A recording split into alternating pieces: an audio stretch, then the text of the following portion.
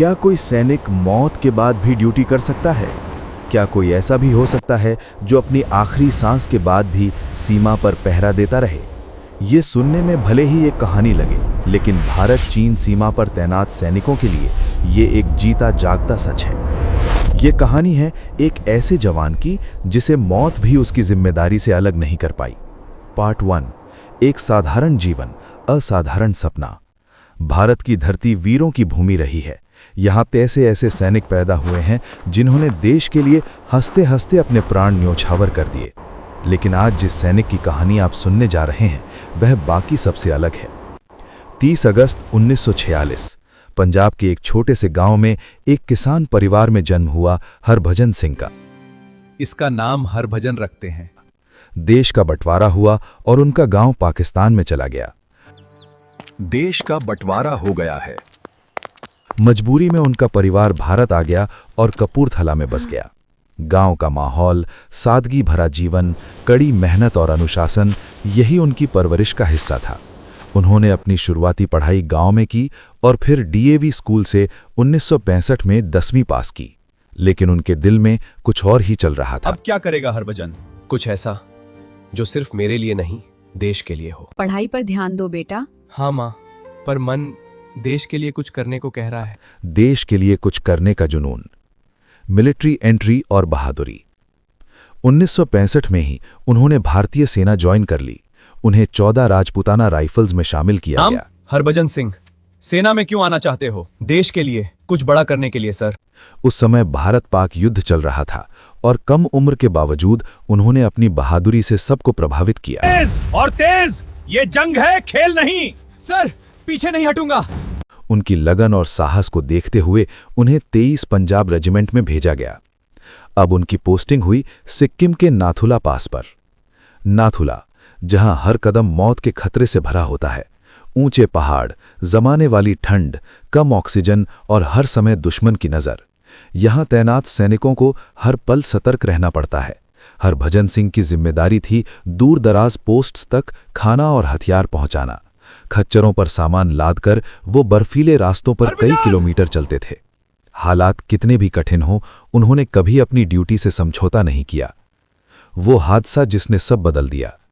4 अक्टूबर 1968 हरभजन सिंह एक supply mission पर निकले। मौसम बेहद खराब था, बारिश, बर्फ और फिसलन भरे रास्ते। चलते चलते अचानक उनका पैर फिसला और वो तेज बहाव वाली नदी में गिर पड़े।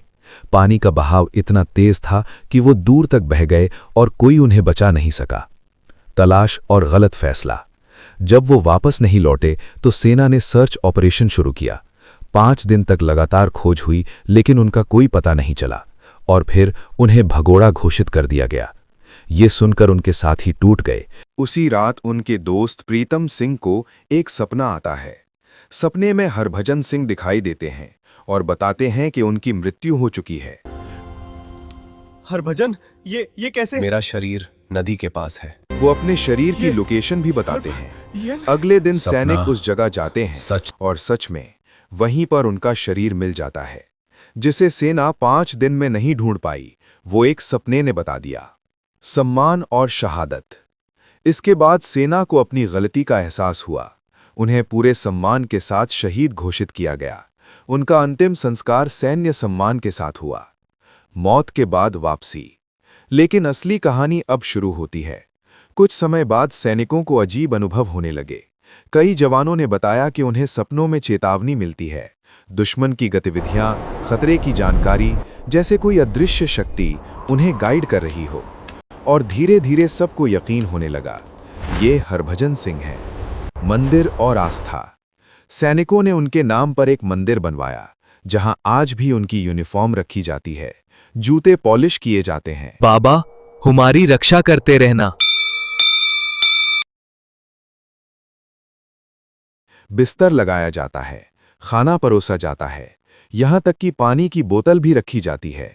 और कई बार सुबह बिस्तर पर सिलवटें मिलती हैं। हो सकता है जूते पर मिट्टी लगी होती है, जैसे अभी वो भी रात जारी है। में गश्त करके किसने? लौटे।